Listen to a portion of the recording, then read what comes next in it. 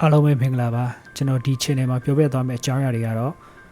လူသားတိုင်းတည်ထားတဲ့အကြောင်းအရာတွေကတစ်ခုဖြစ်တဲ့ဘူမိဗေဒပညာရဲ့အကြောင်းပဲဖြစ်ပါတယ်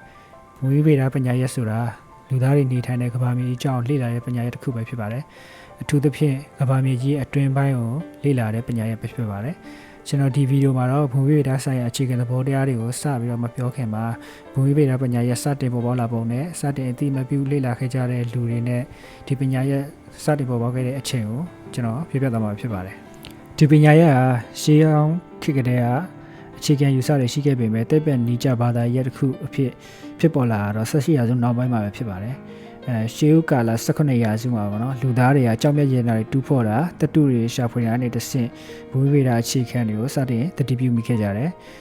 Greek ခေတ်မှာဆိုရင် Aristotle တို့လိုပညာရှင်တွေကကြောက်ဆောင်နေတဲ့သဘောတဘာဝနဲ့ငလျင်လှုပ်ခြင်းတွေကိုသူတို့စတင်တွေးခေါ်ခဲ့ကြပြီဖြစ်ပါတယ်အလယ်ခေတ်မှာဆိုရင်တော့အာရပ်ပညာရှင်ဖြစ်တဲ့Avicenna တောင်တန်းတွေဖြစ်ပေါ်လာပုံနဲ့ရေတိုက်ဆောင်မှုကြောင့်ကြောက်လာတွေပေါ်ပေါက်လာပုံကိုသူကစတင်မှတ်တမ်းတင်ရေးသားခဲ့တယ်ပေါ့နော်18ရာစုမှာဆိုရင် Goldston ကနေပြီးတော့ထပ်ဆင့်လွှာနှိယာမဆိုတဲ့ law of superposition ကိုသူကစပြီးတော့ဖော်ထုတ်ခဲ့ပြီပဲဖြစ်ပါတယ်ပေါ့နော်ဒီယနေ့ခေတ်ကျွန်တော်တို့တက္ကသိုလ်တွေမှာလေ့လာနေတဲ့ပညာဘူမိဗေဒပညာရေးကတော့18ရာစုနောက်ပိုင်းမှာပဲတိကျသိပ္ပံပညာရဲ့တစ်ခုအဖြစ်စတင်သတ်မှတ်ခဲ့တာပေါ့နော်သတ်မှတ်ခဲ့တဲ့ပုဂ္ဂိုလ်ကတော့ Scotland လူမျိုးဖြစ်တဲ့ Jane Hatton ပဲဖြစ်ပါတယ်သူ့ကိုခေတ်သစ်ဘူမိဗေဒရဲ့ဖခင်လို့လည်းခေါ်ကြပါတယ်သူက1985ခုနှစ်မှာ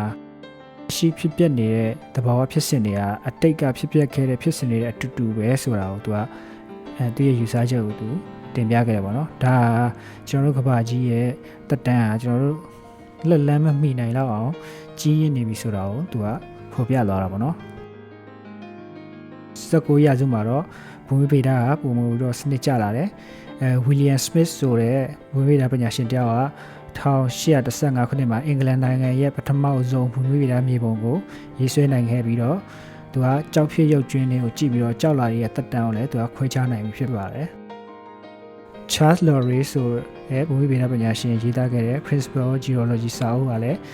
ယနေ့ခေတ်ကျွန်တော်တို့ဘူမိဗေဒကိုဆက်လက်လေ့လာတဲ့လူတွေအတွက်အရန်ကိုအထောက်အကူဖြစ်စေခဲ့တယ်ပေါ့နော်ဟုတ် Geology ဆိုတာတော့ဘူမိဗေဒပေါ့နော်ကျွန်တော်မြန်မာလိုကတော့ဘူမိဗေဒဒါ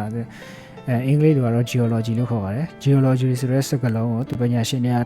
1988ခုနှစ်မှာစတင်သုံးနှုန်းခဲ့ကြပြီးတော့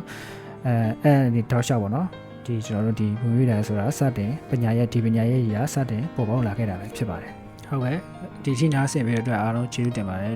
ကျွန်တော်နဲ့အတူဒီပညာရဲ့ကိုဆက်လက်ပြီးလေ့လာချင်တယ်ဆိုတော့ကျွန်တော် channel လေးကိုlike and subscribe နဲ့ notification လေးဖွင့်ထားပေးဖို့ကျွန်တော်မြတ်တယ်ခက်ချင်ပါတယ်အားလုံးကျေးဇူးတင်ပါတယ်